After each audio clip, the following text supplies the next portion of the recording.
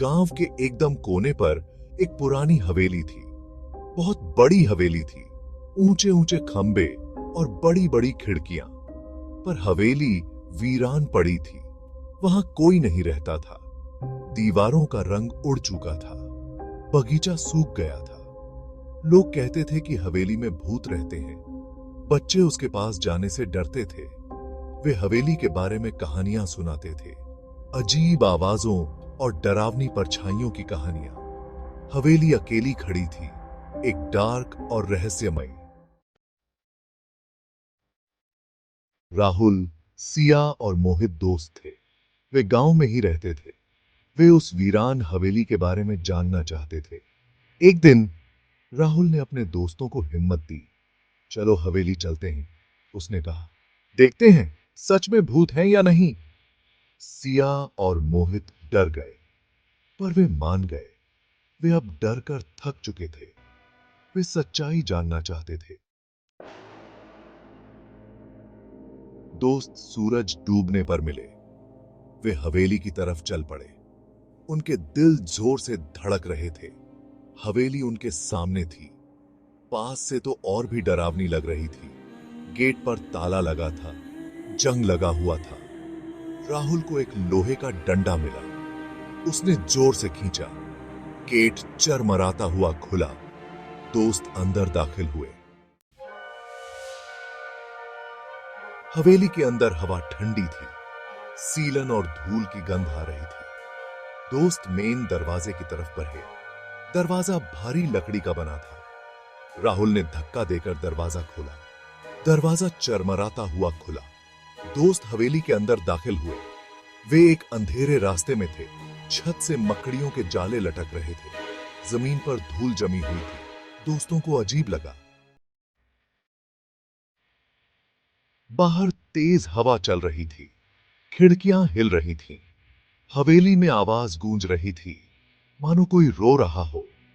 उनके पैरों के नीचे लकड़ी की फर्श चरमरा रही थी। हर कदम पर ऐसा लग रहा था जैसे कोई उनके पीछे चल रहा हो।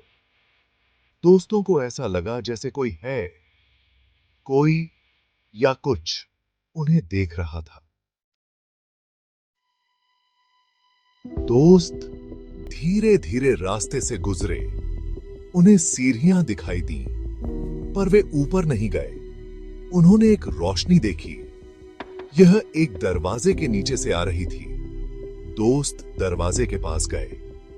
वे हिचकिचा रहे थे। दरवाजे के पीछे क्या था?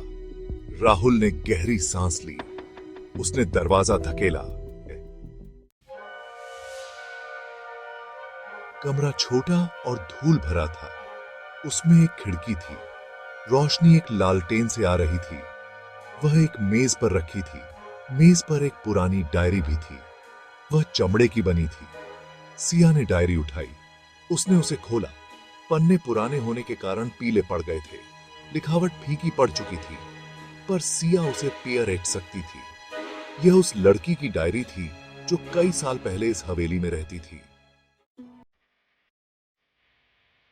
सिया ने डायरी पढ़ी। मैं यहां फंस गई हूं। लड़की ने लिखा था, यह हवेली श्रापित है। मैं यहां से बच नहीं सकती। अचानक लालटेन बुझ गई। कमरा अंधेरे में डूब गया। दोस्त चिल्ला पड़े। वे भागकर दरवाजे की तरफ गए। वे कुंडी खोलने लगे। वह नहीं खुल रही थी। फिर अचानक दरवाजा खुल गया। दोस्तों ने एक पल भी नहीं गंवाया। वे भागे। दोस्त हवेली से बाहर भागे। वे तब तक नहीं रुके जब तक वे गांव नहीं पहुंच गए। वे हांफ रहे थे। वे बहुत डर गए थे। उन्होंने हवेली में हुए अपने अनुभव के बारे में कभी किसी को नहीं बताया।